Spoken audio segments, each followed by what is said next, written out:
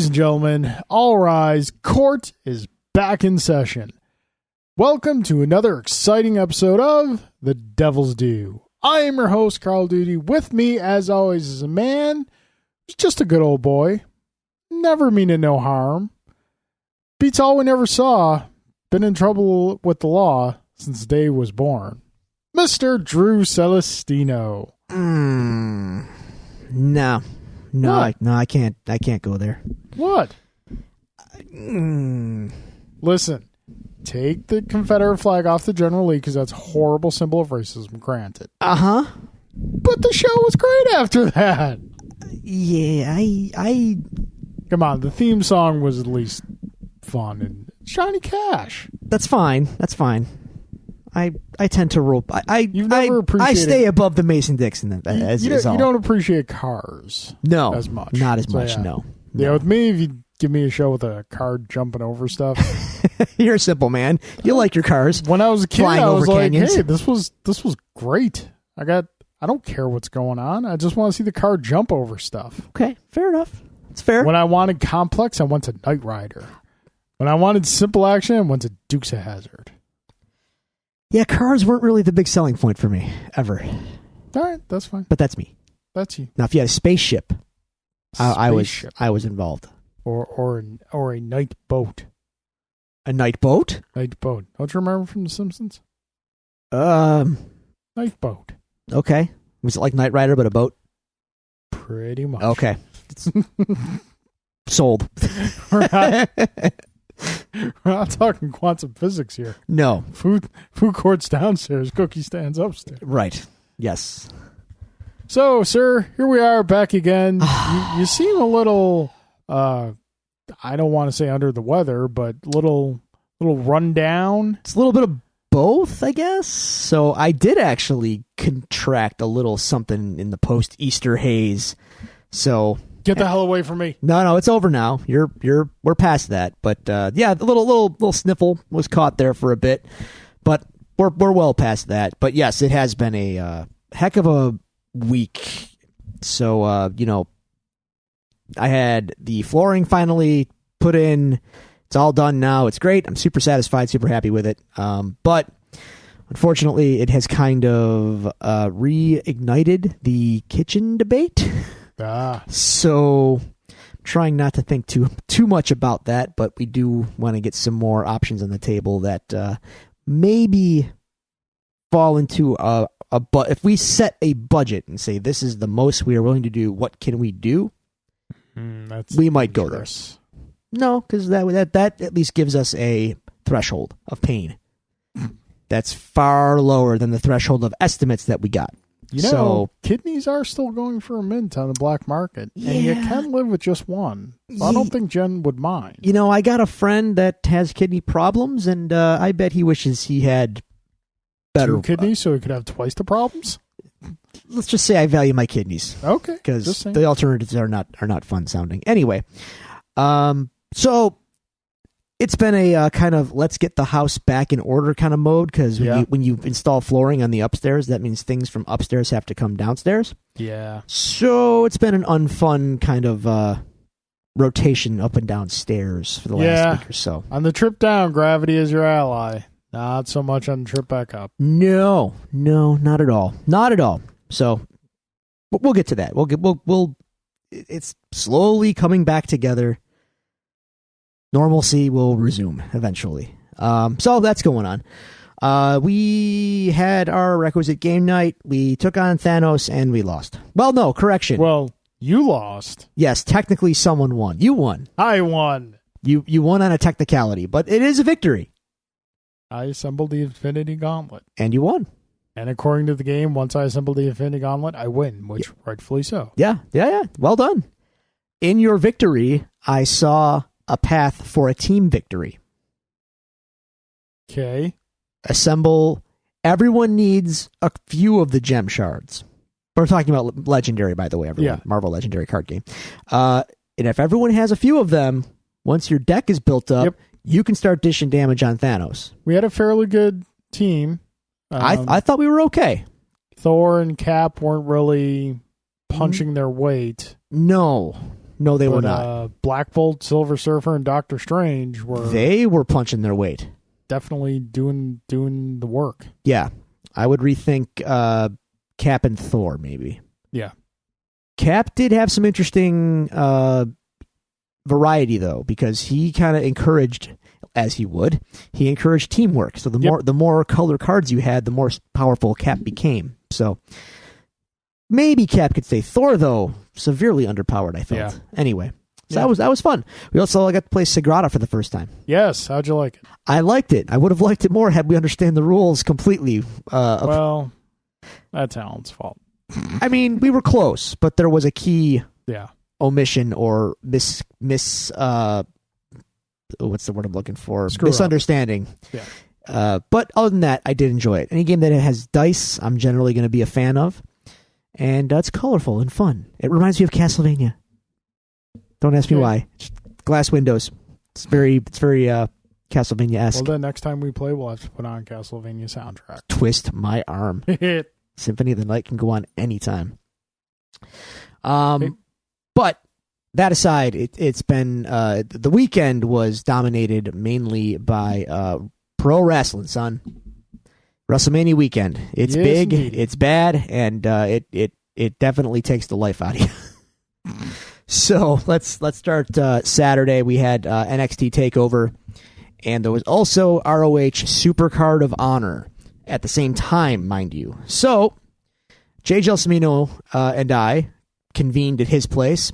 We had a couple more people over, and we made it happen where we had 2 gigantic TVs set up with each show going simultaneously. Were they both airing at the same time? They were both airing at the same time. So we had to kind of choose our attention wisely. This is both... I would both recommend this and also not recommend this at all. Okay. So... A little bit of sensory overload? Little bit, but as weird as it is, we started TakeOver late, not intentionally, but it just worked out that way. But it's eerie because the way it played out was we as soon as we started TakeOver, the matches started to kind of alternate, like in time. Okay. So one would end on one show and then one would begin on the other, completely without any of our, intervention. This just happened. Yeah. It's weird. It was eerie.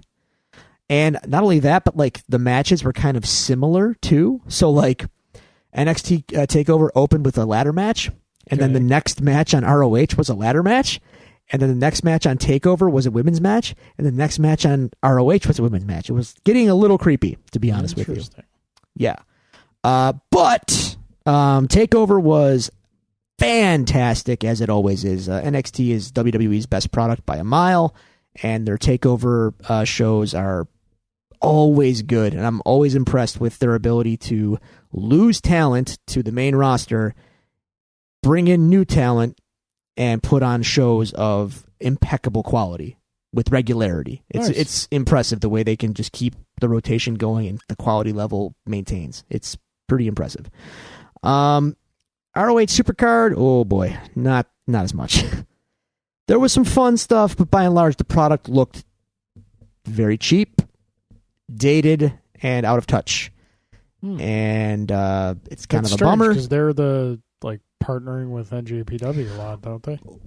Let's be careful with the term partnering. So I'm just going to lay it on the table. They're who NJPW calls when they've had a couple drinks and. 5 years ago, let's say. Okay. NJPW needed a helping hand in the United States to kind of get them in the door, right? Yep. They don't need that anymore. No. They can sell themselves and put on a pro-looking show if they want to. Yes. So ROH these days, NJPW does not need ROH. Is this the one that Billy Corgan runs? No. He doesn't run an actual company. He owns the rights to the NWA name and the title, but they're not an actual promotion. No. NWA, it's complicated. I'm not going to get too deep into it. In any case, ROH needs NJPW much more than NJPW needs ROH. So that was painfully apparent on Saturday. So that's kind of a bummer. But then again, I don't feel too bad for ROH because they're owned by Sinclair Broadcasting, and suddenly I don't feel quite as compelled to support them. So it's fine. It's totally fine. Okay. So that was Saturday. Good times with Jay and the boys. Moving on to WrestleMania Sunday, the biggest show of them all, right? Well, at least in America. By far the longest from what I Oh heard. my God. Is it 5 long? hours? Keep going. It's like 7 hours long. The pre-show started at 5, and the show itself ended at like 12:30. Do they air the pre-show? Yeah. Oh, yeah. They air the pre-show. It's a long show, man. I can't even imagine being at that kind of like. You got to just be dead at a certain point. Your energy level just can't maintain for that amount of time as a fan. So I made a couple of pizzas, as is the tradition. This year there was no General Tso's pizza. I apologize, but it's very labor intensive, and I'm short on time. So I made a traditional cheese and pepperoni pizza and a Thai pizza, which is really good. So Thai pizza is pretty bomb. Okay. I will consider making that just on a whim sometime because it. So that was fine. WrestleMania itself started off pretty good. First couple hours, I'm like, hey, this is a decent. We're off to a good start with Mania this year. Okay. And then the tide started to turn. Okay. And then as I got more tired, the crowd definitely live was starting to turn, and the finishes started to get a little wonky. And by the end of the show, everyone was just kind of waiting to wrap it up. And we need to wrap it up. Get the wrap it out box came out. They had to play WrestleMania off. Okay, you got to wrap it up now. So Big candy cane hook comes out from the side of the stage. So what were the highlights? What were the ones that highlights of WrestleMania? Let's see. I think the biggest and most surprising highlight was the Ronda Rousey match with Kurt Angle, Triple H, and Stephanie McMahon. really?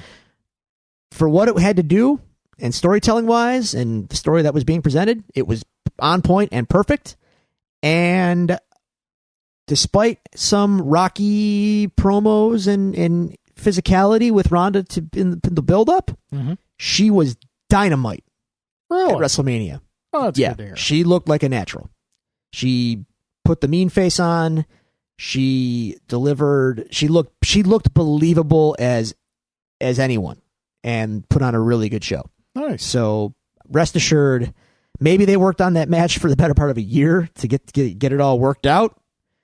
Her in-ring, improvisational instincts might not be there, but for what they had to do, they did it, and it was very impressive, and it left an impression, and everyone came away like going, "Wow, that was really good." So big ups to Ronda Rousey. She looked the part. Nice. Other highlights.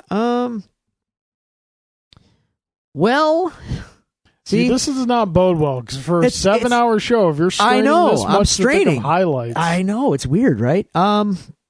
Boy, I feel odd about this, to be honest with you, because it was, like I said, it started off promising enough.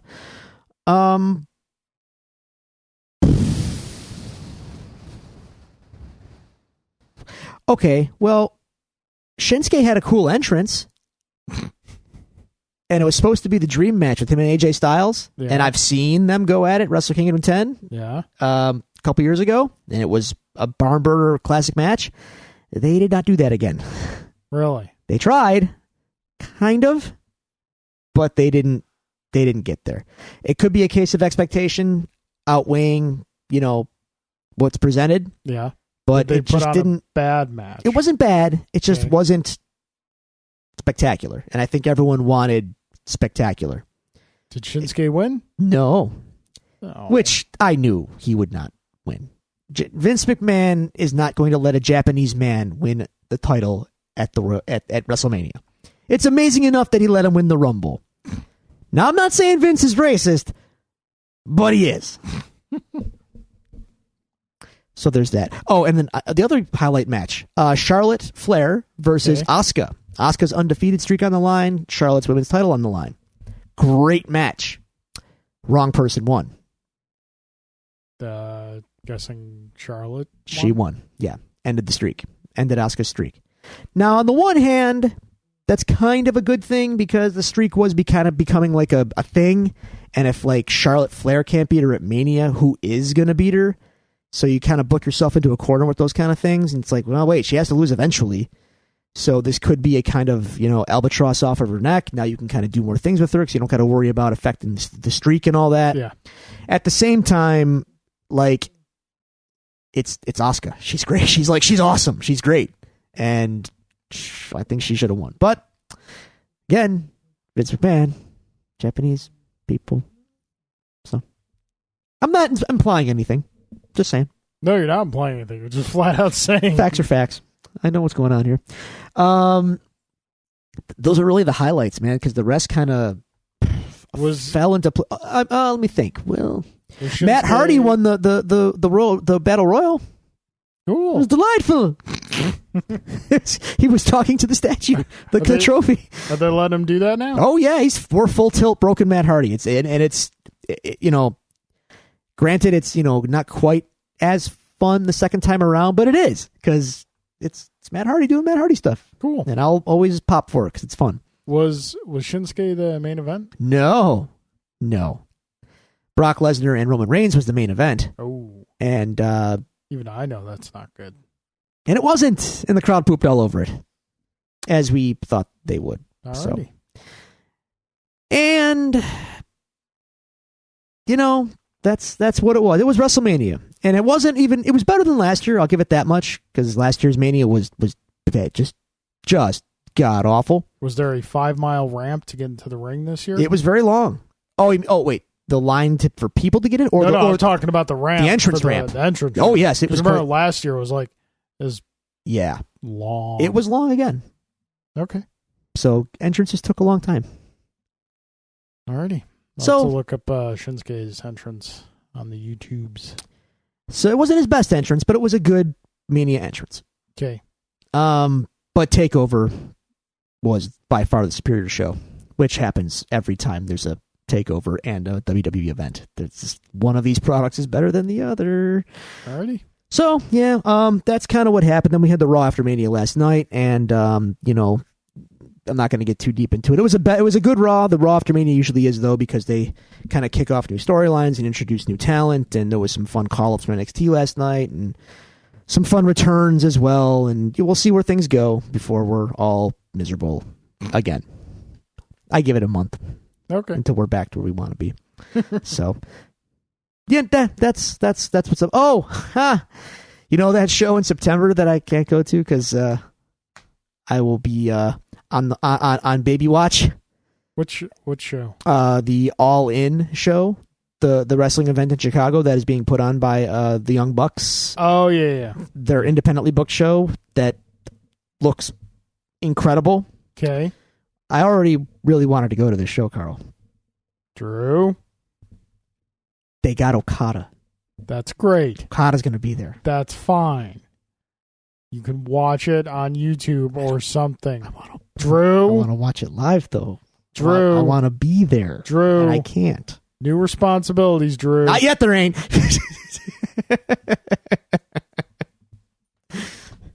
We ain't there yet. Let me have this. Nope. Dude, you just went to California to watch an NJPW show. This is an NJPW. This is different. Pentagon's going to be there. That's great. It is. You are not. Because you have to take care of your pregnant wife. I could bring her with me. No. No.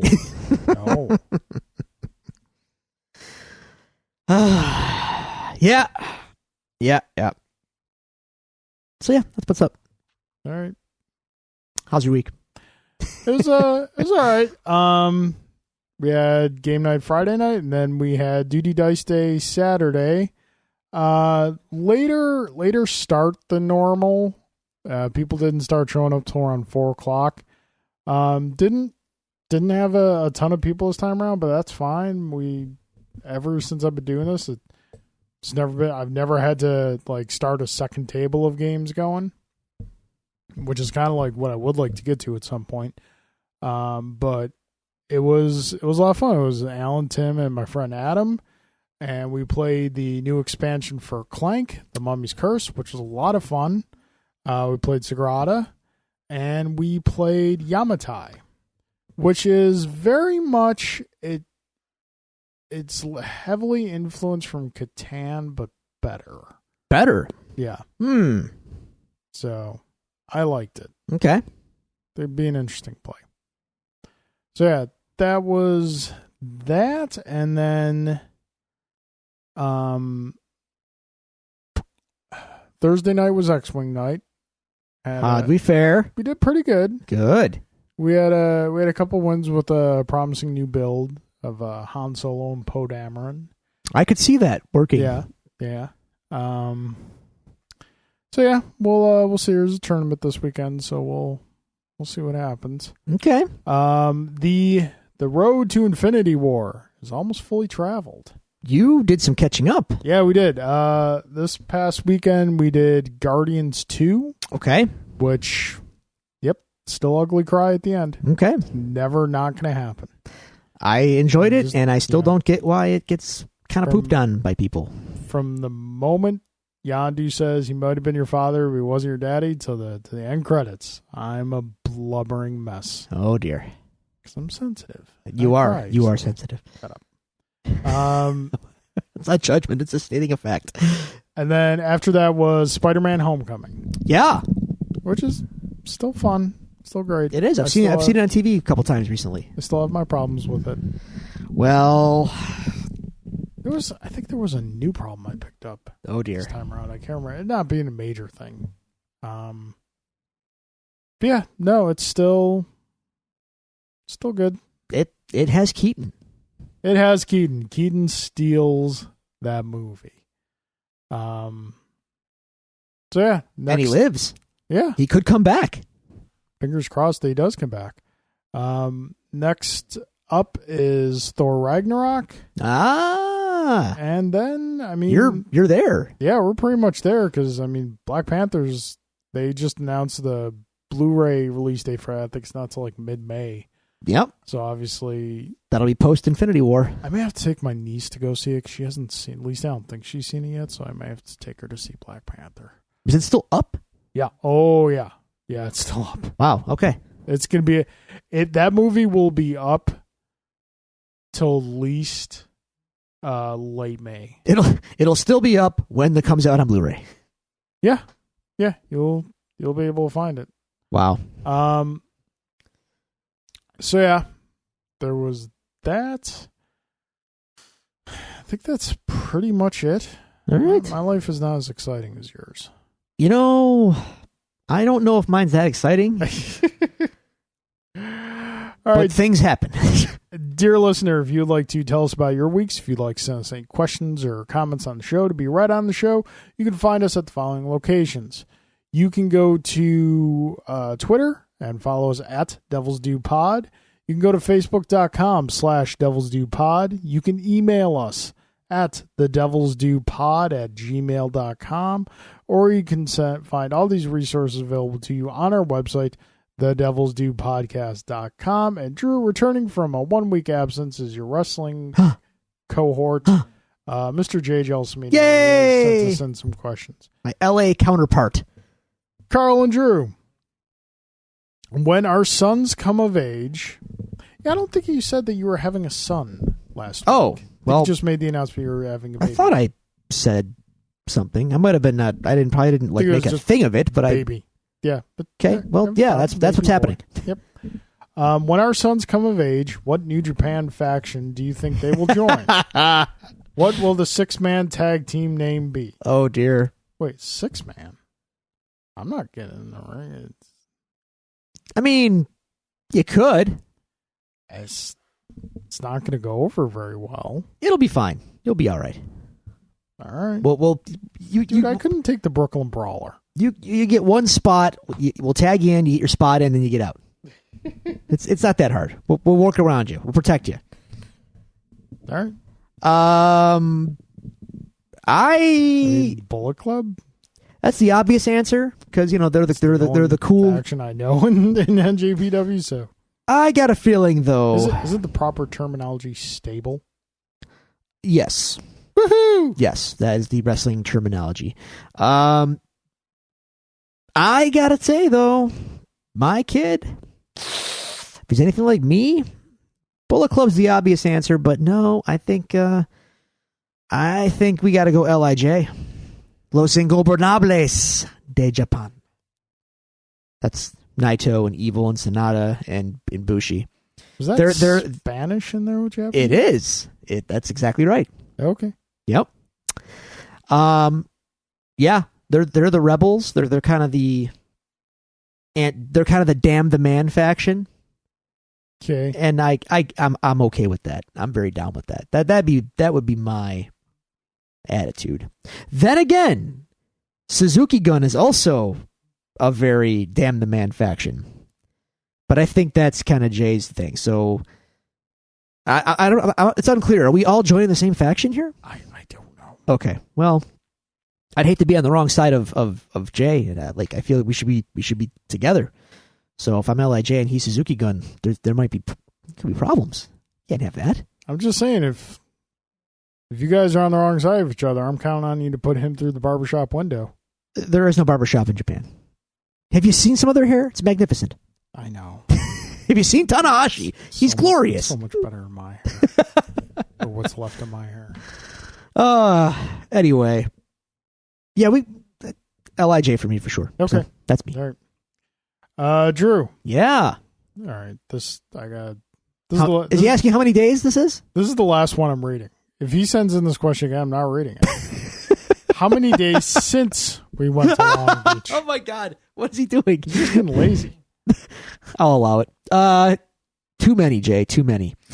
It's actually been 10. It's been 15 days.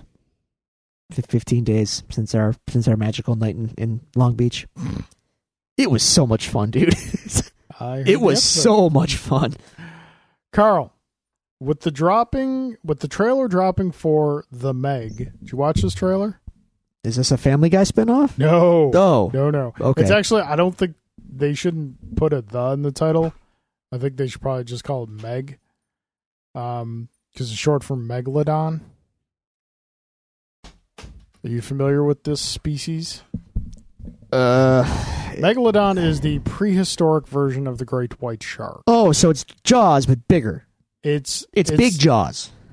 It's like if Jaws was a Star Destroyer, a Megalodon is a super Star Destroyer. Yeah. I get it. Yeah. It's very clever. Okay. But it's a shark movie. Yes. With Jason Statham. Okay. Jason Statham. Is he kind of... Do we have to attach a battery to his testicles so he can fight the shark? Wouldn't hurt. It wouldn't hurt us. Would it be fair to assume that this is just Deep Blue Sea fan fiction? Wow. Wow. If so, where do you think Thomas Jane fits into this? Does it go a step further and Thomas Jane's character in Deep Blue Sea is actually the Punisher? I don't think it's a... Yeah, no, Deep Blue Sea is lightning in a bottle, sir. It's something that comes along once in a glorious lifetime, and you just can't recapture. Nor should you. Even though they're making a sequel for sci-fi. Deeper Blue Sea? Sure. Why not? Deep Blue Sea-er? Deep Blue Seas. There's two. There's more than one. Yeah. See? Get it? Even though technically there is just one ocean. That's not accurate. Well, there's different sections of the oceans have individual names. They have names. But there is just one big ocean because there's no point in which land separates one ocean from another. I understand. Yeah. I'm just saying. You're not wrong. I know stuff. I'm smart. Oh, dear. Yeah, you know what? The Punisher in Deep Blue Sea is not something I would dismiss out of hand. See, Wolverine is known to fight a shark. The Punisher, I'm not so sure. I mean, you're going to put it past him? No, I think it's actually been done before in the Ennis arc, if I'm remembering correctly. I could be wrong, but I think he has gone up against a shark before and won. Well, he's Frank. He's All Vigo. right. He's Vigo. Like the buzzing of flies to him. All right, Jay, thank you very much for your questions. That's it. That's all the questions we got this week. So now we're going into news, which is a fairly light week. Bunch of slackers out there. Okay, cool. Drew, Yeah. as we alluded to earlier, Black Panther is still in theaters. It is. And is still making all the money. It is. Black Panther has taken over the third spot on the highest grossing all-time domestic films not adjusted for inflation list, aka the only list I really care about. Okay. Because like what did it knock out? Titanic. Good. Now, Take that, Cameron. If Yeah. Infinity War still had its original release date, I think it would have a shot at taking over the second place from Avatar. Because Avatar, I believe, is around 720 million. Damn, Cameron. And Black Panther just crossed 680 million. So there's no way I think it would touch Force Awakens. Force Awakens is at 970 some million domestically. The question here is, which spot will Infinity War take?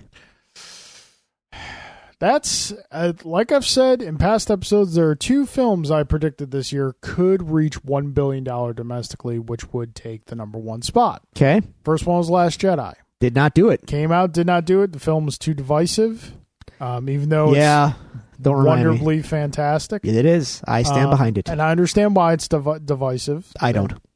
Yeah, you can see why it's divisive. No, I'm over that. The second one being Infinity War. Depending on, you know what, if the movie's Pip farting on a snare drum, it's guaranteed top 5 spot. Okay. I think it's got a real shot at. All it's got to do is stick the landing at this point because it's tracking to be a monster opening weekend for it. Yeah, they're way past 200 million for the weekend for an opening week. I'm going to ask a really silly question, and I'm being half facetious, but I think I need to know. So if you could Google this, did Justice League even make $200 million? And it's opening weekend. Period. Yes. Are you sure?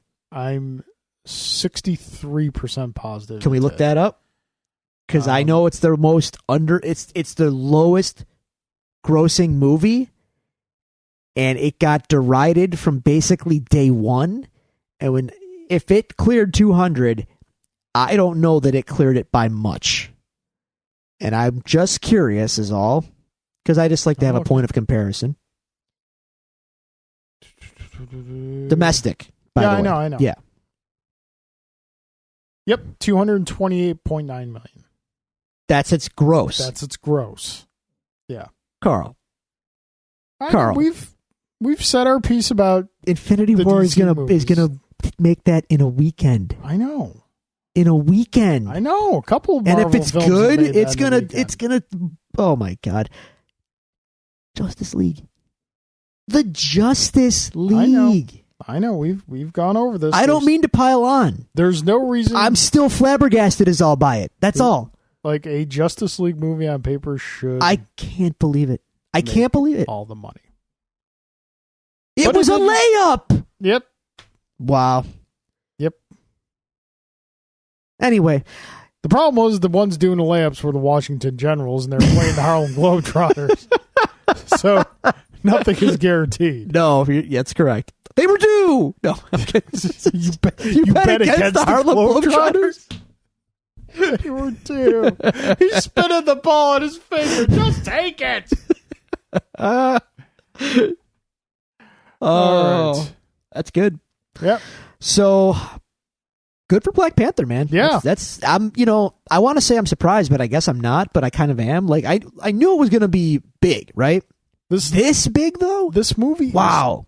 Impressive. I'm not going to say this movie is changing the world, but this movie is causing change in the world. It's going to open in Saudi Arabia.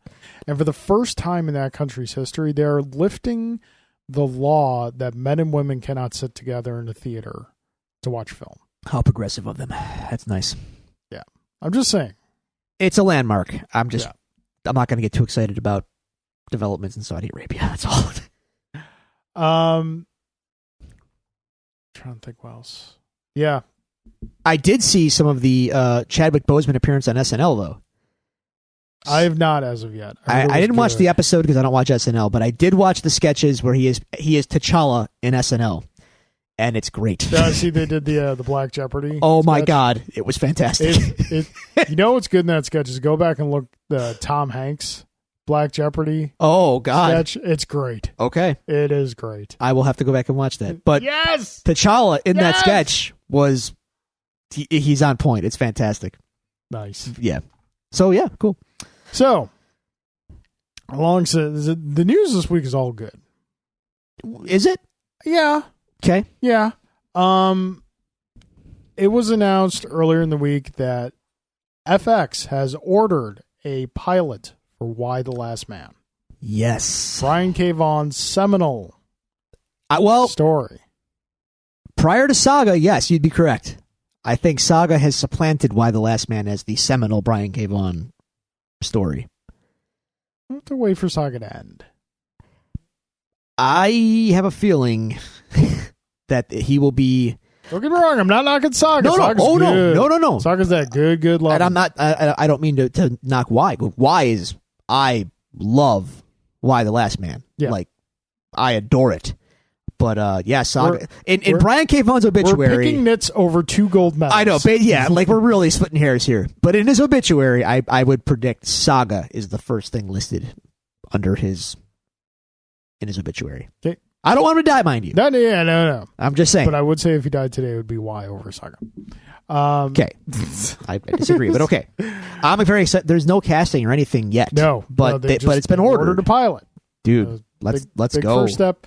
Not my first choice of channel for it to be on, but by no means my last. No, FX is okay. FX is fine. I mean, my first choice would probably be like HBO or something like sure, that. But although if HBO wants to find some place to put that Game of Thrones money when that series ends, Saga.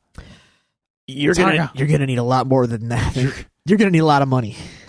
You're gonna need a lot of money. Yeah. Well, Game of Thrones is a lot of money. I'm gonna say it's easier to do CGI dragons and some castle sets than it is to do bonkers aliens and other planets and space and some of the crazy crap. HBO, they got that money. They do. You're not wrong. We'll see. So yeah. So if you had to cast Yorick now. Oh, dude, you know what? It's gonna have to be someone young, and I'm gonna tell you up front. I don't know young actors. I am of the age where I am completely out of touch with young. How young does it have to be though? 20s. Yorick's in his 20s. Probably go late 20s, early 30s. Nah, 30s is too old. Yorick's a young guy. He's in his 20s in the comic. So, I mean, based on the casting of like these X-Men movies lately, I don't know who any of these people are at all. Yeah, but that's X-Men. No, but I'm saying that's the age group that they're casting is that kind of 20-something demo, and I don't know who any of these actors are. I'm completely in the dark. So I will just trust Brian K. Vaughan because he's an executive producer, I think, on the show that was purchased. Yeah. Cast it well. If it was 10 years ago, I would have said Paul Rudd. Paul Rudd. Yeah, I can see it. I don't know if I hear it, but I can see. But I can see it. Sure. Yorick to me has a higher pitched voice than Paul Rudd. In my head, right, in my imagination. Same scenario 10 years ago, Charlie Day. Okay. Yes. Okay. Sure. That I could buy. That'd be pretty good. That'd be fun. He'd have to come down a little bit. Shh. Okay. Good. Right there. That's where you want it. Charlie, you're about here. We need you about here. As you do that in audio medium. Well, that's my lord, my voice. You can't see my hand motions right now. You're at about a 38. We need you at about a 13. Yeah. Right. Yeah. Anyway. All right. So anyway, I'm all in though. Let's all in. Damn it. September. It had to be September. Anyway, I'm sorry. I'm excited for Y the Last Man, for sure. I hope they do it right. I hope they do it justice, and I hope it's a big hit, because I love the comic book to death, and that is me fawning over something that I want all of our listeners to go out and read. Yes. It's really great.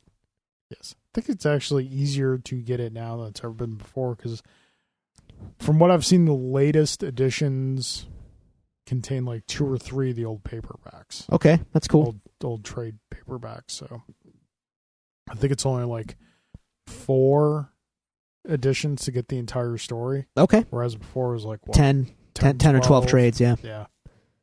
So yeah, it's good times. Just ampersand, just eat the trade. Shh. Spoilers. Shh. All right, so let's get to the main course of this week's news. Oh, has dropped on us. I got a little morsel coming. Preacher's coming back in June. Okay. While we're on the subject of TV and comics, people should definitely go out of their way to read. Okay, I never watched Preacher. Didn't read the comics. So. At least read the comics. It's really good. It's really, really good. It's really good. It's Garth Ennis and Steve Dillon. Like, you know, it's good when it sounds like you're passing it through your colon. Yeah, it's good. Like, it's one of those, like, it's on my short list of, if someone's like, give me a list of comic books that I need to read before I die. Y's on there, Preacher's on there. Yep. Other stuff too, but I'm just saying, since we're on the subject of this, Y and Preacher are like on my list. Like, here, go, run. Slapstick 4-issue mini on there too. Really? Really? Wow. You sold that well. I'm still not sure if you're serious or not. Guess you'll just have to keep wondering. Oh, God. It's really good, man. Okay. I'm going to sip my water now. Come on. When he throws a bucket of water on Ghost Rider's head, that's fantastic. Wow. That's whew. Yeah. Okay. That's like, never mind. Never mind. Let it go. I'm letting it go. Okay, so speaking of Galaxy Far, Far Away, as we were earlier. Oh, yeah. We got a new trailer this week for Solo, a Star Wars story.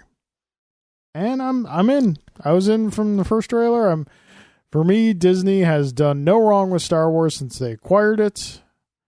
And I'm good. I mean, is this a story I necessarily would have picked if I was picking out stories? Not necessarily, but as they showed us with Rogue One, sometimes the story we never knew we wanted is one of the best ones out there. So on the new trailer, I have a few thoughts. Yes. The most obvious one is that I think Lando Calrissian will run away with this movie. Yes. Lando is... I should just call it Lando. Which makes it all the more insane that we're going to just pretend Billy D doesn't exist anymore. Because I think there's health issues. I think I heard there's health issues. I mean... I know. You can't just... I know. I'm 100% with you. Put a cape on him, go to his house and film something, and put it in the movie. That's all I'm saying. You don't got to fly him out. You can put Peter Mayhew back in the suit. The man can barely walk. Right. We have the technology. We can replace the whole background. Billy, just do you. We'll make it work. All right. Anyway, that's my first thought. My second thought is I don't know if this is going to be in the final product in the film, but in the 2 trailers that we've seen, I find that I enjoy the more contemporary music in Star Wars more than I should. I think it works really well with this particular setting and story. Because I'm buying it. Yeah, because you want the films to feel same but different. Yeah. And it's got, like, the first trailer had, like, that electric guitar, electric bass kind of intro, and then this one did too. It sounded like a rock song in the beginning. Yeah. In Star Wars. Yeah. And then, it seems, like, wrong, but I'm watching the trailer, and it's like, this kind of feels cool. Like, all right, let's do it. I don't know if it's going to be in the final movie, but in the trailer anyway, if it's a tease, I'm in. Characters look interesting. There's some nutty stuff going on. Like a proto Millennium Falcon. all clean and shiny on the inside. I know, it's weird. It's showing you stuff that you thought you knew, but in a slightly different way, and it kind of makes you go like, well, I want to see what's going on there. Yeah. I mean, I should be smarter than this. I should know that they're just pandering to me with nostalgia. They make, but you know what? Nah, it's working. See, I was having this conversation with a couple friends earlier in the week because they were talking about how they saw Ready Player One and they really enjoyed it and everything. And when that movie, like when the first trailers came out of that movie, I was interested in seeing it. But the more and more I saw of it, the more and more I kind of veered towards your way of thinking. I'm like, this is pretty much just corporate pandering. It's hey, remember the movie? I say I don't feel that way about the Star Wars film. I don't think it's pandering. I think it's just like telling different stories. I think it's a return on a $4 billion investment. I know, but they're doing that in the safest way possible, which. Fine. There's other things we can take risk and experiment. We can enjoy it. Just do Star Wars as Star Wars should be. No, we can enjoy it, but I'm just saying it's not a coincidence that we are getting these very familiar things. Like, there's this thing you like. Remember? Yeah. Come see it again, and we do. I think once the episode 9 wraps up the saga. Yeah. Tail end of it, I think that's when they'll go full tilt into new, like the Rian Johnson trilogy and the guys from Game of Thrones doing a trilogy.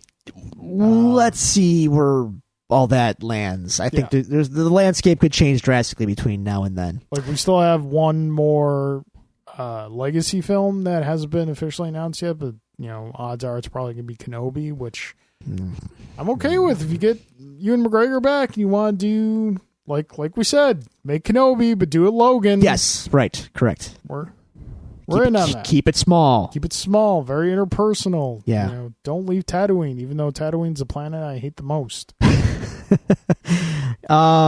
Third observation. Yes.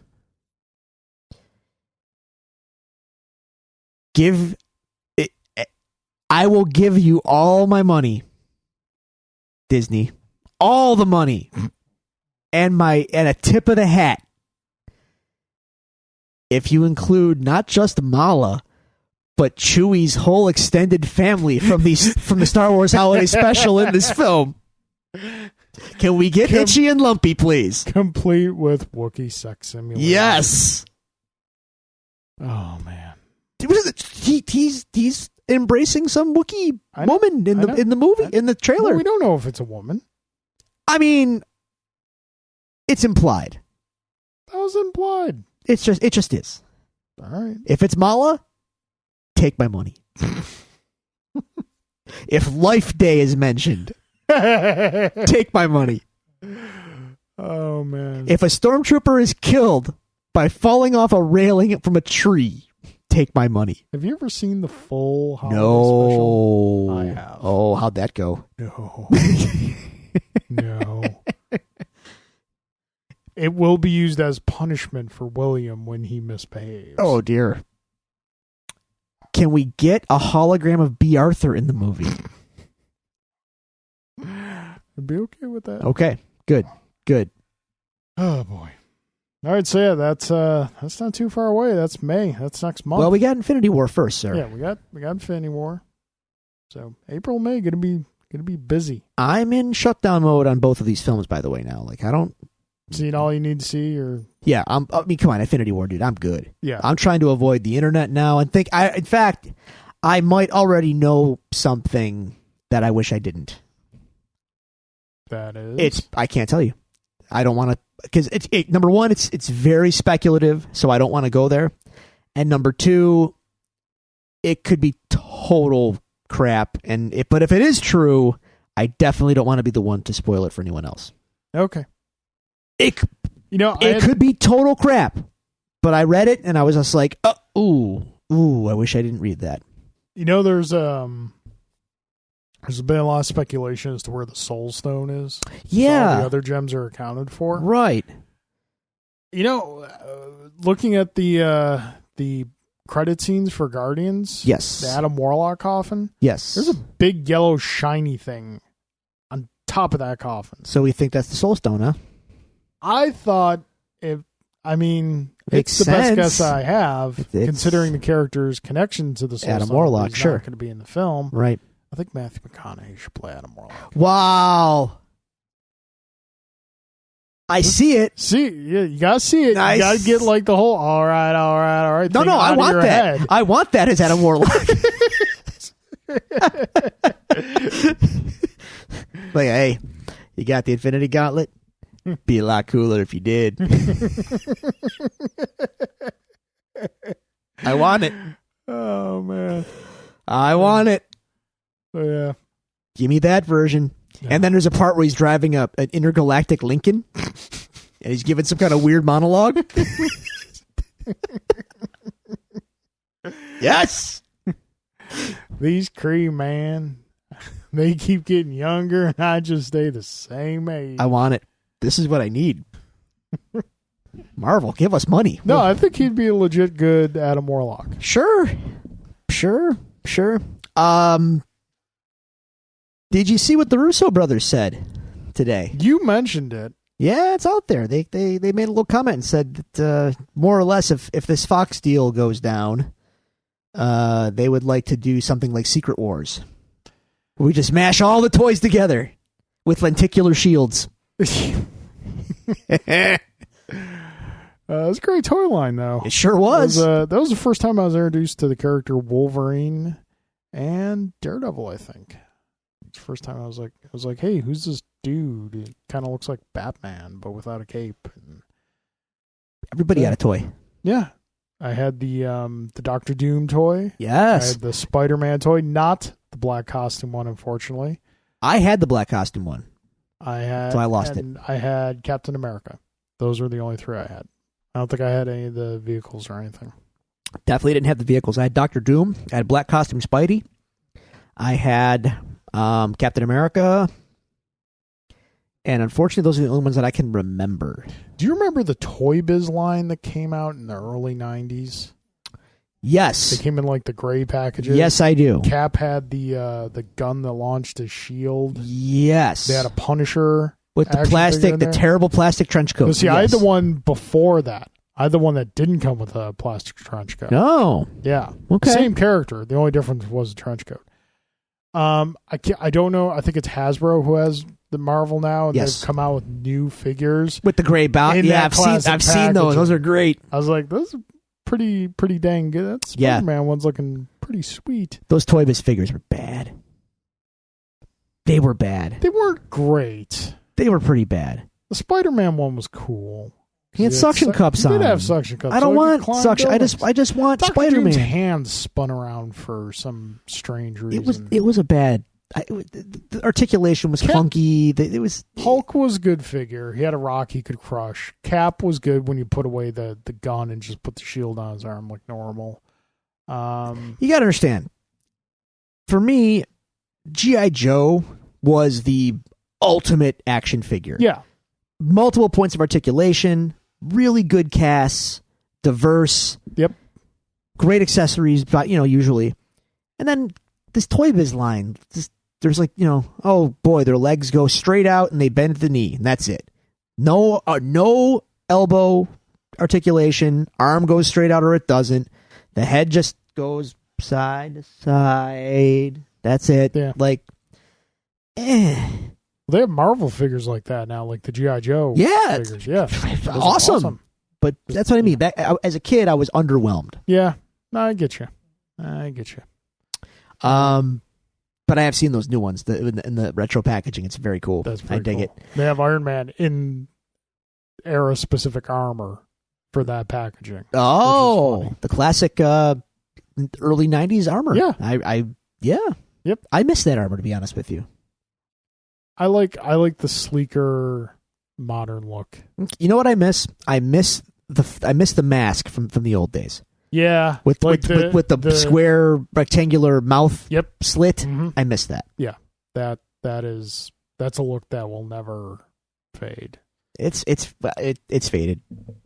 The movie Extremis armor has basically supplanted in pop culture. Yeah, This is Iron Man now. the one worry I have about Infinity War, seeing like the quick snippets of Iron Man's armor going on, kind of like the symbiote costume, I guess like nanotech and whatnot. Yeah. I think we're getting a little too advanced. A little bit. You got to let that go.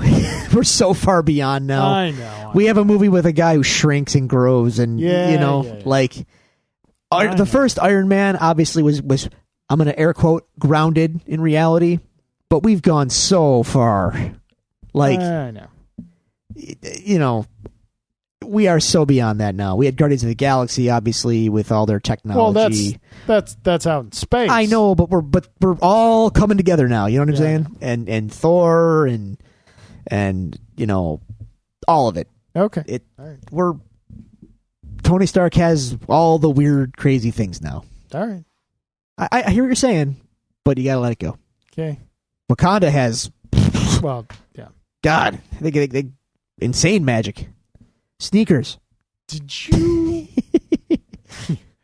you ever see? We'll wrap up the news on this. Did you ever see the Black Panther animated series? Oh, that no, aired very briefly on BET. I did not see this.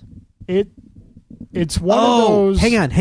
It's not so much like animated per se. It was like kind of where they take the panels of the comic. Yeah, but it's done really, really well. It was based on the JRJR John Romita Jr. Hughlin run. Yes. I never saw it, but now that you've said it, I remembered that was a thing. There were only 6 aired episodes. They are all on YouTube. Okay, and they are very much worth a watch. All right, I would definitely recommend checking them out. Okay. They have a Desmond Hushu, I believe is the guy from Guardians of the Galaxy, Star-Lord. He voices Black Panther. The guy who goes, who? Yeah. Okay. Him. Yeah, gotcha. Yeah, he voices Black Panther. Okay, I dig it. Yeah, it's good. It's good. Cool. It's good. So yeah, that brings about the end of the news. Trying to think if there's anything that came across my radar that I got excited about, but no, I've been too busy to really absorb much of anything. So it's time to rustle them papers. Oh, we're wrapping up. Yeah, this is the end, as the Doors once sang. I hate the Doors, by the way. Why do you hate the Doors? You just not like their style of music, or do you hate them for what they're considered to be?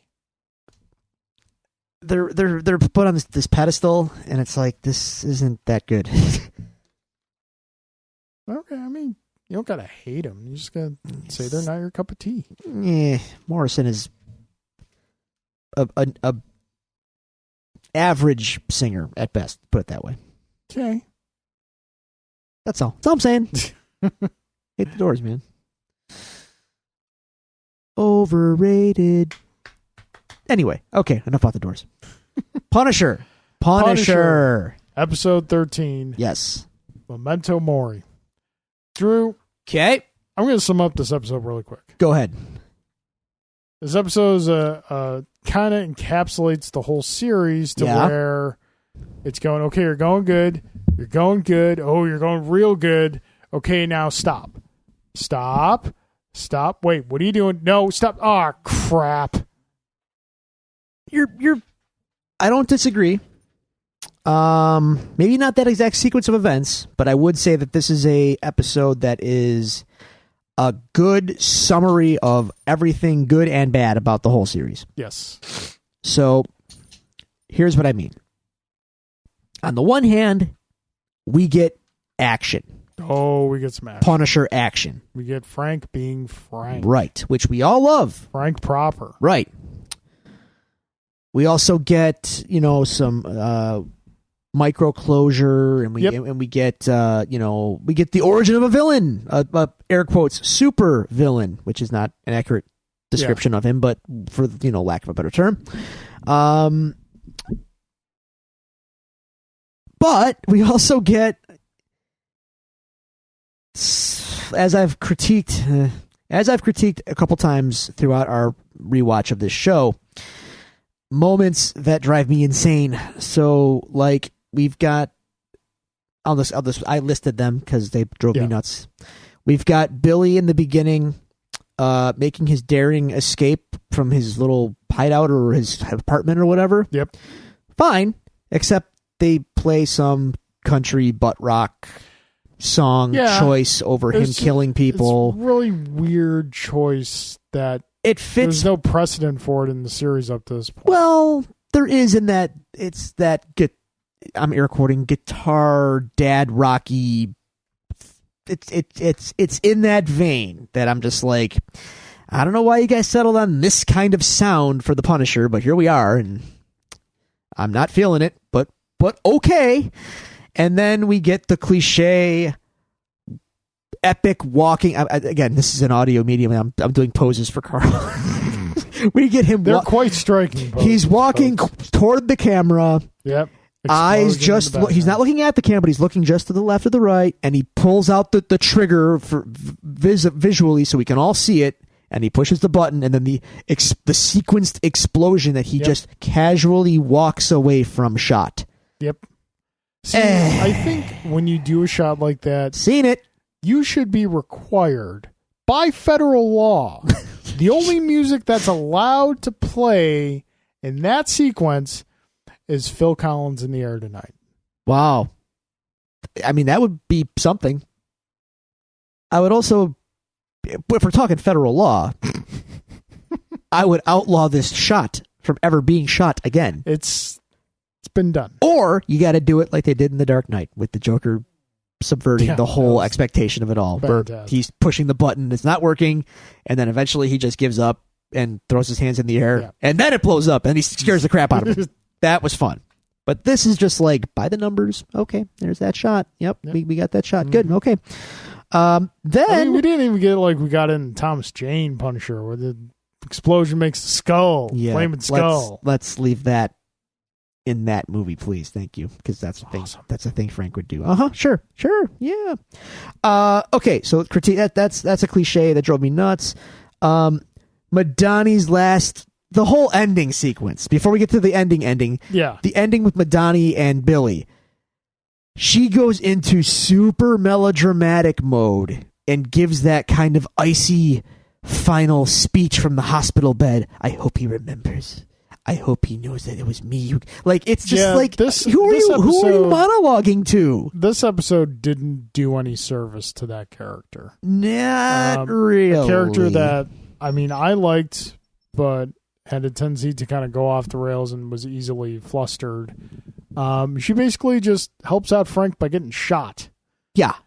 That was really the end for her. And did you have to make her getting shot in the head? Because I'm less inclined to believe the rapidness of her being able to sit up in a bed and talk coherently. It just grazed her. Yeah.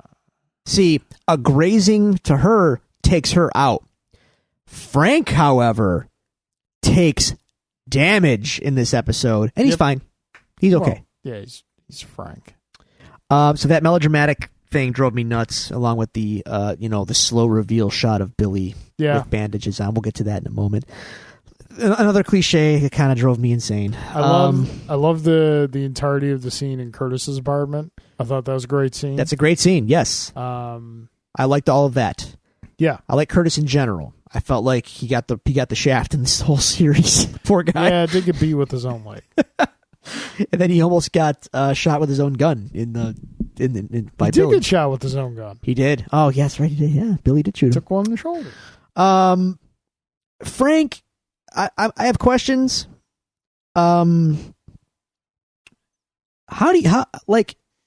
He's messed up in the beginning of this episode. They drag him into Madani's parents' house. Yeah. He's got a collapsed lung. Yep. He's pulverized from the interrogation and the beating and the torture from the previous episode.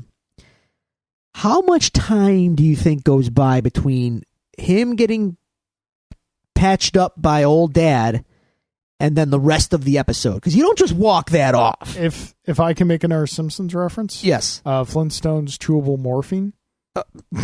Because look, dude, you had a collapsed lung. Yeah. Your face was basically mangled. Yep. And then it's like, oh, he's okay. He's back up on his feet. Oh, and by the way, Madani is totally cool letting you go now. After. All right. I didn't have as much problem with Madani letting him go as I did like Rafi and Marion. Oh, the ending. Okay, I was going to wait for that, but you wanted us to talk about that now? I mean, this is more, I mean, not... That drove me nuts. As far as an episode goes, there's not like a lot to dissect that isn't in grander scheme of the series as a whole. Sure, we're just scattershot here, which is fine. That drove me insane. Yeah. That bothered the crap out of me. Yeah. Like, no. I know, like, you got Russo, and he was one of your bad guys, and you got Rollins. Punisher took him out for you, yada, yada. But he was still a suspect in that bombing. He's still an escaped felon. Like, he was still... No, he wasn't a suspect in the bombing because they... Oh, did they figure out that it was Lewis? Okay, I'm sorry, my bad. But still, on top of that, like, he did assault cops, though, escaping from Lewis's apartment, so okay. Threw a brick at one. He was still on the hit squad for Rollins. Yep. Someone's going to have to answer for that at some point, right? Yeah. Maybe? I don't know. His face is plastered all over the news for a while when he was supposed to be presumed dead. Yep. Now he's alive, so now it's a big story, and you're just going to let him go? Rafi and Marianne are like, sorry, we screwed up. Like, what? What? You do. I don't understand. What are we doing here? It's more believable if he ends up like where Rambo ended up, where he was in the beginning of Rambo Part 2. So like in the jungle deep somewhere. No, like in the jail and in like the prison in the beginning of the movie. It's been a while. Sorry. Okay. Yeah. Like, and then we'll get to the ending. Frank is in support groups and stuff now. Yeah. This is not the Punisher. The moment it betrays two things. First off, I'm sorry to interrupt you. No, go ahead. As a Punisher. This Punisher's more your character. First off, internally in the logic of the show, like I just said, this guy's face is plastered all over the news. They give him his new identity, air quotes. Yep. Go do whatever. Micro got him all that cash and said, Frank, take the money and go somewhere. Have a life, right? Maybe go somewhere. Yeah, it doesn't make any sense for him to stay. He's sticking in New York in the group with other soldiers who I'm pretty sure would know who he is. Yep. What are we doing here? Yeah. And then secondarily, well, whatever. Secondly, verbiage. Choking out my own rage here. Sorry. That's not even rage. It's kind of a resigned shrug. This is just not the Punisher here. No, Punisher doesn't sit down and talk about his feelings. No. So I get that they're going for that somber ending where he says, I'm out of the war. I don't have a war anymore. I'm scared. That's how they end the show. Yeah. That's how they end the season. And that's I get what they're going for. Yeah. But that's not the Punisher. I think, and granted, I'm not crazy about it either, but I think it's the difficulty you run into with the character and transferring him to this type of medium. In that we can't, I've said before, like, we can't have the Punisher like we have him in the comics because, like you've said, the way you make him likable in the comics is just putting him up against something that's worse. And I think if you take that approach with a series like this, as you go from one season to the next, or even like do dual arcs in a season, you have to ratchet up what's worse, and then it becomes kind of corny and kind of comic booky. So, like, I don't like it. It's not the Punisher I would like to see, but I can see why they went that direction. I mean, I get it, but we get it. We just don't like it. I guess that's where. I guess that's where we land. I get it. I just don't like it. Yeah. If you're gonna do the Punisher, do the Punisher. You've got a guy running around with a skull on his chest with guns, but it ain't the Punisher. Yeah. I mean, it's kind of, but not really. If you want to keep him in New York City, okay, fine. But you show him setting up another base like they had in the dilapidated warehouse. Yeah. You show him setting up something new and like just having monitors and whatnot. Not even like monitors, but like police band scanners. And you show him getting ready to be the Punisher full time. Yes. He's Cleaning guns, getting ready. tearing Show down a gun, oiling it up, police scanner on. Yes, like that's how you end it. Like, in my opinion, of course, you end it with him monologuing or journaling or what. Give me the war journal, something here. Yeah. Where he's put it to bed where he says, like, I fought a war once, yada yada. I was born for it. I have to fight it. This is my and I have a new war now. And it's just him prepping for his new war, killing thugs and bad guys. Say what you will about the Thomas Jane Punisher, but the monologue at the end of the film works. It does. It does work. For all its faults, they did get there with the Punisher in the end of that movie. Yeah. And then say what you want about Warzone, but Stevenson's Punisher was the Punisher. Like, ice cold killing machine. Yep. And I'm okay with that. The show wants to have it both ways, I feel. And it's like, I think ultimately the show is good. I would give it a B-. I was gonna B- to a C+. C+ feels overly harsh, but at the same time, it's in that range where it passes. It's mostly good. I would go more like the B- to the B range. Okay. Yeah, I guess it's a well-made show. Yeah. But again, I as we've said in these recaps, there's a lot of mixed messages. I don't know that it really takes any sort of real hard stand. They bring up a lot of stuff, but they don't really land anywhere. That kind of bothers me. Like, if you're going to say something, say something. Yep. Even if people disagree with you, too bad. Stand up for something and have something to say. Don't just, like, throw it out there, man. I'm just saying, man. Yeah. I'm not... Okay, well, great. You've said nothing. Madani, not a fan of the actress. She's just not very good.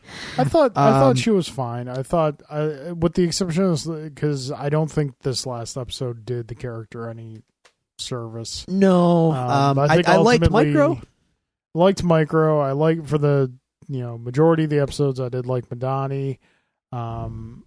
Good supporting cast. Raffi, Marianne, they were good, well portrayed characters. Think I know why they didn't cast a fat guy for Micro. Why? Because they wanted him to have the hot wife and the kids, and they didn't think people would buy it. That's simply not true. I'm a fat guy, and I got a hot wife and a kid. Hey, I'm just saying, that's Hollywood. All right. He should have been a fat guy. I was fine with. I liked him. He's fine, but that ain't my Micro. So now we're left with speculation that season 2 is going to be the Slaver story arc. That's some version of it. Yeah. That was the first rumor, but now other details are coming out where it's not so clear. Well, we'll see what happens, because I believe the second season goes into production fairly soon. It does, and we got Luke Cage is coming back soon, isn't it? Luke Cage comes out in June. Man, all right. So next week, I'm not sure. We're probably just gonna have one off next week, because the week after is Infinity War. Oh man, about that. Oh, and then the week after that, we're gonna do a Jessica Jones season 1 recap. Wow. And then the week after that, we're going to Jessica Jones season 2, and that'll carry us through to Luke Cage. We got a lot to get to. All right, we're loaded up and trucking. We're gonna do what they say can't be done. And we haven't forgotten about Daredevil, folks. He's still around doing Daredevil stuff. Have you read issue 600 yet? No, but I will, and we will. 600. I will, and then we definitely need to talk. We will talk about week. it. The Mayor Fisk arc and the conclusion of it. Are they rebooting Daredevil with number 1 with all these other titles? 600 feels like a good ending number to relaunch. I got to be honest. I'm actually relaunching. It seems like they're bringing all these issues that they went back to the classic numbering on to like a seminal issue, and then relaunching it from there. So who knows? But they're relaunching, but they're keeping the existing number on the cover dress. So don't get too upset. Stupid. No, it's fine. They did that before. That's stupid. It's fine. That's terrible. I'm fine with it. Have your cake and eat it too. That's terrible. I'm looking forward to a lot of this stuff, man. Not gonna lie. I'm giving this whole Marvel relaunch a shot. Of course you are. Show it's it to Marvel. me. I've complained about their last like Marvel? 3 reboot. Like the past 5 Marvel Nows have been terrible. This one feels like, okay, let's see what you got. You give me a Jason Aaron Avengers book? Okay. All right, let's go. I'm just thinking of that graph for WWE. Yeah, it's probably like that. Or put the Marvel logo in there. No, I think Marvel generally has done it right over the last 15 years, but in the last few, it's been a rough go in the last 5 years. 5 years have been going downhill. Go back a little further. No, I wouldn't say that. 5 to 8 years. And that's being a little harsh. There's been good stuff in there. Daredevil's maintained a pretty high level of quality. Maybe that's clouding my judgment because that's the main book I read from them. Yeah. But still, Thor has been really, really good for a long time since Jason Aaron's been on the book. I'm interested in his Avengers book. Just Me too. Wish there was a different artist on it. I don't think, hate Ed McGuinness. I just like. I think I'll get over it. I think once you settle into it, it'll be fine.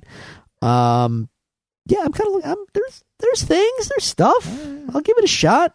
I don't like the Punisher Ghost Rider thing. That's dumb, but whatever. I don't have to read that, so I'm not going to. Yeah. What are they doing with Spidey? Spidey is currently facing off against Norman, Yeah. who has come into possession of the Carnage symbiote. Yeah. Which, like I said, mentioned to you Friday night, Yeah. if this is something you're doing for like 3-4 issues and then it goes away, fine. Okay. But after that, he is. Are they changing writers? They're taking him to issue 800. So for a little bit before the relaunch with the artist's name, the guy who did Invincible. Oh, Ryan, oh my God, I'm a bad fan. Ryan Otley. Yeah, Jesus, I was gonna say Cory Walker, but that's the guy who created Invincible. Sorry. For in between like 800 and that, he's going to be back in the black costume, which usually denotes a period of mourning. Slott still writing, or are they changing writers? Slott is writing until 800. Okay, then they're changing. Okay, Yeah. Interesting. So yeah, I'm betting J. Jonah Jameson's gonna bite the big one because I missed where it happened somewhere. I gotta go through my back issues, but Peter told Jameson that he's Spider-Man. I thought he has before. Well, that was in the whole Civil War identity reveal. Huh. Okay. Fair enough. I'm giving it a shot. We'll see what they got. They got a whole new editorial team now. Something's got to land. It's Spider-Man. He's my favorite character. I've read him when he's been at his god-awful worst. I read him throughout the Clone Saga. So I'm going to keep reading Spidey. And I'll keep reading Daredevil. I'll keep reading Cap. Current Spidey, current Daredevil is good. I can't speak so much to Cap. I'm guessing it is good because Mark Waid and Chris CMC. It's been good, but yeah. I'm going to throw a flag. If I were the Marvel editorial department, I would tell every writer that comes on Cap, we're not doing a story where Cap goes into either A, an alternate dimension, or B, the future. Is he going in the future? He went into the future. Oh, Cap. I don't like it. He didn't do it the old-fashioned way, did he? He didn't freeze himself. That's exactly how he did it. Are you serious? They put him in a block of ice. Oh, jeez. And he woke up and, like, America's been taken over by some dictatorship and he's got to fight his way out. It's like... As my 2-year-old son William would say, jeez. Yeah. It's like that whole dimension thing they did with him and with stupid Rick Remond. Rick Remond. That whole, oh, God. Don't do that to my Cap. Just tell me a good Cap story. Contemporary. Keep it simple. Yep. Ed Brubaker. There you go. Yep. He's the man. Put him back on. Come back, Ed. Come back, man. I miss you. Do you know what Sorry. story I'm reading that I didn't think I would enjoy, but this writer has proven himself very capable with this character, and you're going to roll your eyes. Uh-oh. But the current run of Batman, Okay. leading up to the wedding, Yeah. has been fantastic. Who's writing that? Tom King. Well, he's people really people good. like Tom King. He is Yeah. Okay. I would definitely recommend going back and grabbing some, because ever since he started on the Bane storyline and just carried it through there, the War of Jokes and Riddles was fantastic, and just Heard they're throwing Damien's parentage into question. I haven't heard anything about that. I just read the main title. I don't read like Detective or Yeah, any of the they're ancillary doing stuff. that. They're doing it. It might be Deathstroke's son instead. Eh. How about we just leave Damien alone? He's fine. Damien's fine. If he wasn't created by Grant Morrison, would you care this much? No, but he was, and he's a good character. I do enjoy He's him. a good character. So let's leave it alone. No, I Thank agree with you. Yeah, a lot of the DC stuff is still Well, maybe Batman, Superman, and Green Arrow. Man, those Then titles are solid every month. Then maybe Marvel can give us 3 solid titles out of the relaunch, and we'll be happy again. It would be a nice change of pace for them. They've got 3 solid titles now that I could name. Yeah, no, they do. They've got more than 3. So Spider-Man. you know what it is? Champions, It just Daredevil. doesn't feel like the aw shucks old days. And I'm willing to bet that if we really dug into those aw shucks old days, we would hate most of it too.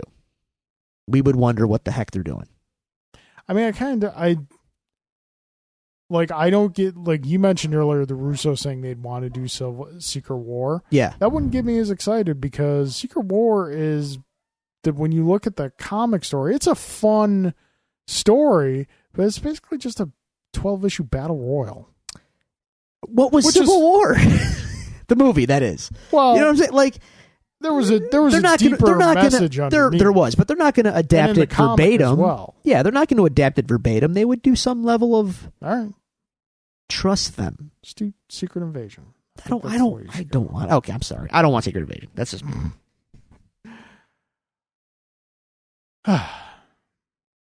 Marvel Comics, everybody. Comics. Comics. It's a terrible, terrible relationship that you wish you could get out of, but And it can physically hurt you, as my legs will attest, carrying my comics down the stairs, and I have to put them back up. Pray for me.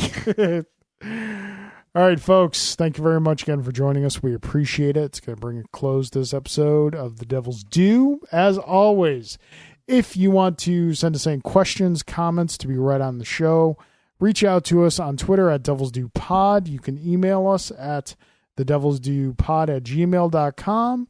You can find us on Facebook at facebook.com/devilsdewpod, or you can find all these resources available to you on our website, thedevilsdewpodcast.com. Drew, any last thoughts? No, I'm good. Alrighty, folks, until next week, Court is adjourned.